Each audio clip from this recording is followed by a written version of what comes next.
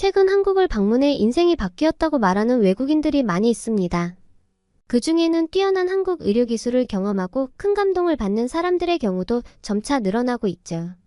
미국의 한 커뮤니티에서는 한 여성의 사연이 큰 화제가 됐습니다. 이 여성은 조국이었던 미국에 큰 실망을 하며 아시아 국가인 한국을 상대로 연신 고맙다 이야기합니다. 대체 이 여성에게는 무슨 일이 있었던 것일까요? 해당 사연은 해외 커뮤니티에 올라온 아비게일 씨의 실제 사연을 바탕으로 재구성된 스토리입니다. 영상 시청 전 구독과 좋아요는 영상 제작에 큰 힘이 됩니다.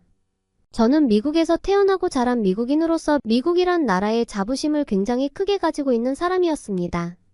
왜냐하면 많은 사람들이 알듯이 미국은 국력부터 많은 분야에서 최정상이라고 알고 있었고 또 그게 사실이었으니까요. 하지만 우연한 기회에 한국에 다녀오면서 내 생각이 틀렸구나라는 것을 알게 되었습니다.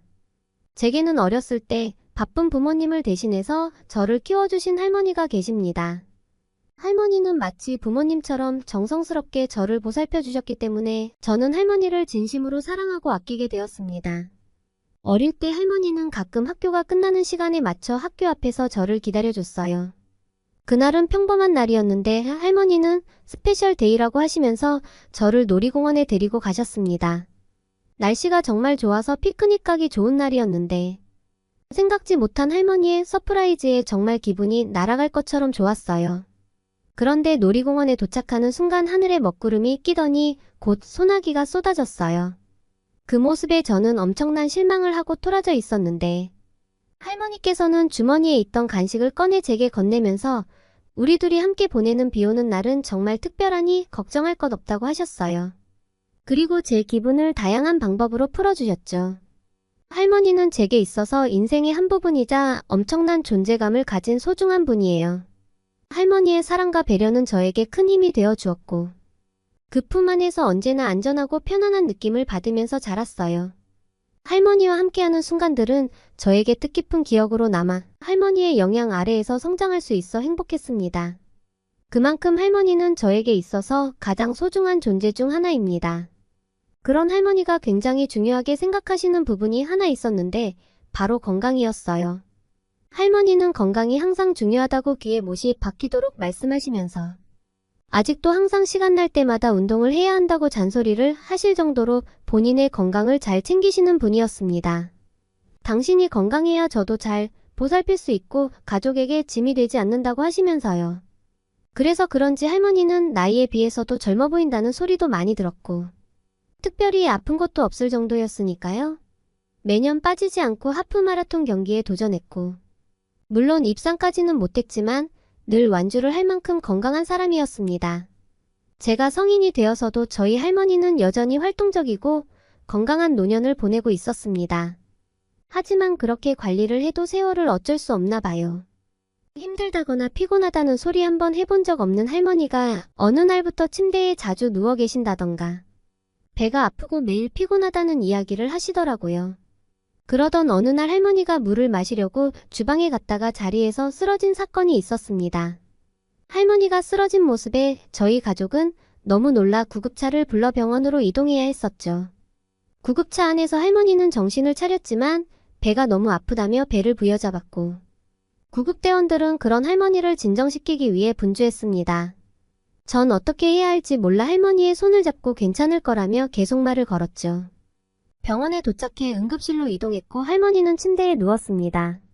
할머니는 배가 계속 아프다며 고통을 호소했고 저는 담당 간호사에게 찾아가 할머니가 배가 너무 아프다고 하는데 봐달라고 했지만 간호사는 곧 응급실 담당 의사가 올 거라면서 조금만 기다리라고 했습니다. 할머니는 통증으로 죽을 수도 있는데 기다리기만 하라니요. 할머니에게 다시 가서 의사가 곧 온다고 하니까 조금만 참아요. 괜찮을 거야 라고 말하면서도 속으로는 너무 화가 났었습니다. 시간이 한참이 지나서야 온 의사라는 사람은 할머니의 상태를 이리저리 살폈고 여러 가지 검사를 해봐야 할 것 같다고 하셨습니다. 그리고 간호사에게 의료용어를 쓰면서 피검사, 초음파, CT 촬영 등을 지시했습니다. 뒤늦게 할머니는 각종 검사를 받으시고 마지막으로 CT를 찍기 위해서 들어갔고 전 환자 대기실에서 가슴을 부여잡고 한참을 기다렸습니다. 그리고 한참을 기다려서 의사를 다시 만날 수 있었어요. 검사 결과지를 본 의사의 말은 충격적이었어요. 췌장암이 의심된다는 것이었습니다. 췌장암으로 암이 많이 퍼진 상태이며 나이가 있으시기 때문에 어느 정도는 각오를 해야 할 것 같다는 이야기였습니다. 저는 할머니가 이미 연로하신 나이였기에 언젠가는 몸에 문제가 생기는 날이 있을 것이라고 막연하게 생각만 해왔었는데 그런 일이 실제로 벌어지니 너무 슬펐습니다. 할머니는 많이 놀라신 것 같았지만 저와 아버지가 걱정할까봐 애써 담담한 척하시는 모습에 저는 눈물을 흘릴 수밖에 없었어요. 아버지는 할머니의 손을 꼭 붙잡으며 괜찮을 것이라고 위로했지만 의사의 표정을 보니 정말 심각한 상황이라는 것을 알 수 있었어요. 곧이어 의사는 많이 어려운 수술이겠지만 쉽게 포기하지 말자며 암이 전이된 부분을 최대한 떼어낸다면 가망이 있다는 이야기를 했습니다. 하지만 이곳에서는 수술이 불가하니 더 큰 병원에 가서 수술을 해야 한다고 하더라고요. 저와 부모님은 할머니가 살 수도 있다는 희망을 가지고 더 큰 병원으로 가게 되었고 할머니는 미국에서 의료기술이 가장 뛰어난 병원에 입원해 정밀검사를 시작했습니다. 할머니의 담당 의사는 미국 내에서도 꽤 유명한 명의였습니다. 하지만 정밀검사 후 의사 선생님의 소견에 우리 가족은 다시 한번 절망에 빠졌어요. 정밀검사를 해보니 생각보다 췌장에 암이 더욱 퍼져 있다고 했어요. 그리고 솔직히 말하면 수술 중에 사망할 위험도 굉장히 큰 상태이며 생존 확률은 20%도 안 될 것 같다고도 했습니다. 미국 최고의 의사마저 할머니의 치료에 부정적이어서 희망이 보이지 않았습니다. 정말 할머니를 떠나보낼 수도 있다는 생각을 하니 현실을 부정하고 싶었어요. 미국 의사는 다른 병원을 소개시켜 줄 테니 그곳에 가서 한번 수술을 받아보는 게 어떠냐는 이야기를 하더라고요. 그 이야기를 듣고 미국 내 최고 의사도 못 고치는 병을 도대체 누가 고칠 수 있다는 건지 이해할 수가 없었습니다. 결국 미국의 가장 큰 병원에서도 할머니를 손쓸 수 없다는 말로 들렸습니다. 하지만 뒤의 이야기는 저희 가족을 더 당황하게 만들었는데요. 수술을 받게 될 병원은 미국이 아닌 한국이라는 것이었습니다. 한국은 의료보험이 잘 되어 있어 국민의 대부분이 매년 건강검진을 하면서 복부 CT를 많이 찍다 보니 그만큼 췌장암을 조기에 발견하는 경우가 많고 그러다 보니 한국 의사들은 췌장암 수술 경험이 다른 나라 의사들에 비해 많다고 했어요. 수술 경험이 많다 보니 수술 후 합병증 관리도 잘 돼요. 미국에 비해 완치율도 높다고 하더라고요. 게다가 췌장암 수술은 복부 수술 중 가장 어려운 수술인데 그 이유는 췌장이 우리 몸속 가장 깊은 곳에 숨어 있어서 암을 떼어내는 것이 여간 까다로운데 그 수술을 한국이 제일 잘한다고 했습니다. 독일도 췌장암 수술로 유명하긴 한데 예전에 한국인 교수가 독일 대학교에서 강의를 하고 수술을 함께 하자는 제안을 받아 함께 하기로 했는데 독일의 의사가 수술을 너무 못해서 3시간을 진땀 빼던 것을 본 한국인 의사가 답답함을 못 참고 독일 의사 대신 30분 만에 수술을 마무리했다는 전설 같은 이야기가 전해 내려오고 있다고 했습니다. 그때 한국인 의사는 알고 보니 국제췌장학회에서 치료 가이드라인을 정하는 위원 중에 한 명이라고 했어요. 한국의 의료기술이 전 세계적으로 유명하고 수술을 잘하는 유능한 의사들이 많은데 아직까지 모르시는 분들이 많고 미국의 많은 의료인들은 이러한 한국의 의료기술을 배우기 위해 한국에 매년 방문하고 있고 그게 의료계에서 트렌드라고 했어요. 장담할 순 없지만 한국에서 수술을 받게 된다면 할머니의 생존 확률이 높아질 수도 있다고 말했습니다. 우리 가족은 의사의 이야기를 듣고 한국행을 선택했습니다. 사실 다른 선택지가 있었던 것도 아니었기에 어쩔 수 없었어요. 할머니는 그냥 수술을 안 받고 이렇게 살다가 죽겠다며 자포자기 상태였지만 저희 가족은 그럴 수가 없었습니다. 한국에 도착하자마자 미리 예약해둔 서울의 병원으로 바로 갔습니다. 말로만 들었던 한국의 의료 시스템은 정말 잊히지 않을 정도로 편리하고 좋았어요. 일단 언어가 통하지 않을까봐 걱정했는데 병원에는 완벽한 영어 통역 시스템이 있었습니다.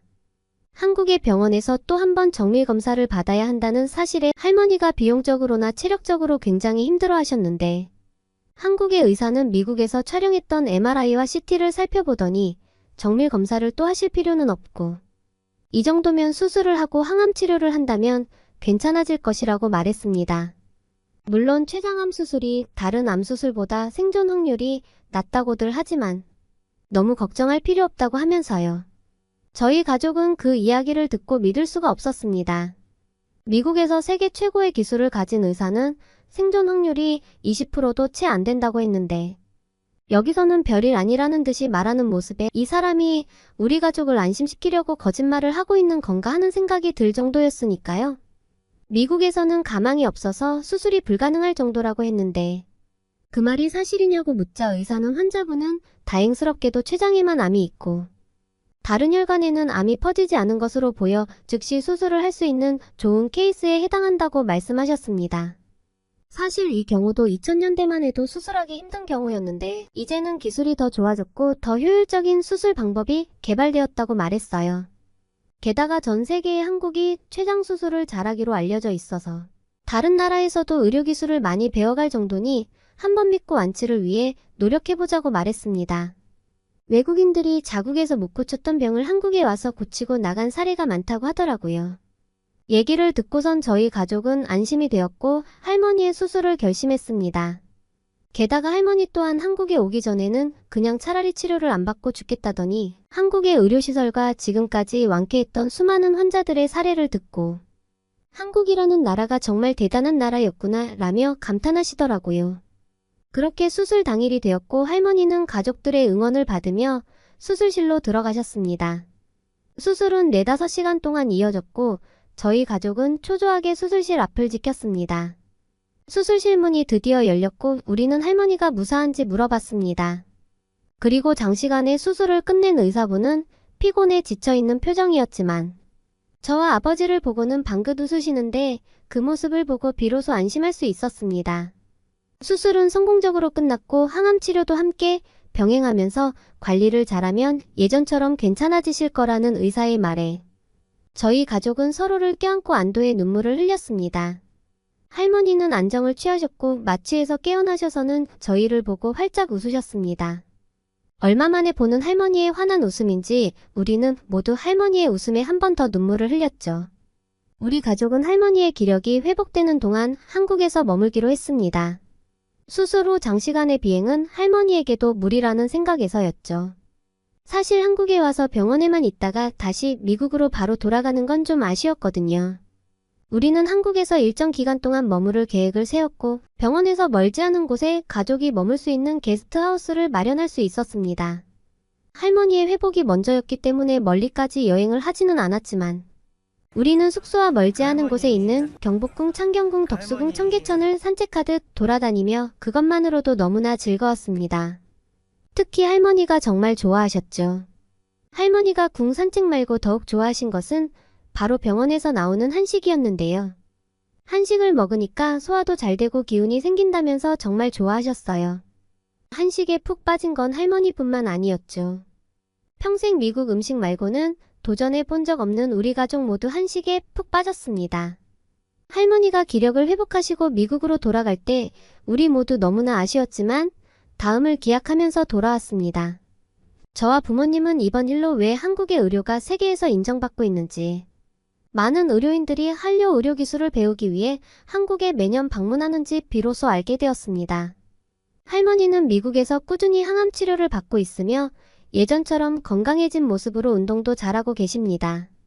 오히려 병으로 아파하기 전보다 더욱 활기가 넘쳐지셨는데요. 할머니는 친구들에게 입이 마르도록 한국 의료 수준을 칭찬하고 있는데 재밌게도 할머니 친구들도 할머니가 그랬던 것처럼 반신반의하며 잘 믿지 못한다는 것이었습니다. 이분들도 나중에 큰 병이 생기거나 심각한 상황이면 알게 될까요?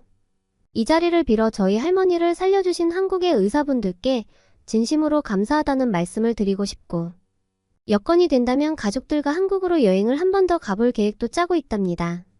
제 가족의 일상을 다시 찾게 해준 한국에게 다시 한번 진심으로 감사합니다. 오늘의 이야기 어떠셨나요? 아비게일 가족이 항상 행복하시길 바라며 오늘의 사연 마치겠습니다. 끝까지 시청해주셔서 진심으로 고맙습니다. 감동을 받으셨다면 구독과 좋아요, 알림도 꼭 눌러주세요. 더욱더 감동 깊은 사연으로 찾아뵙겠습니다. 감사합니다.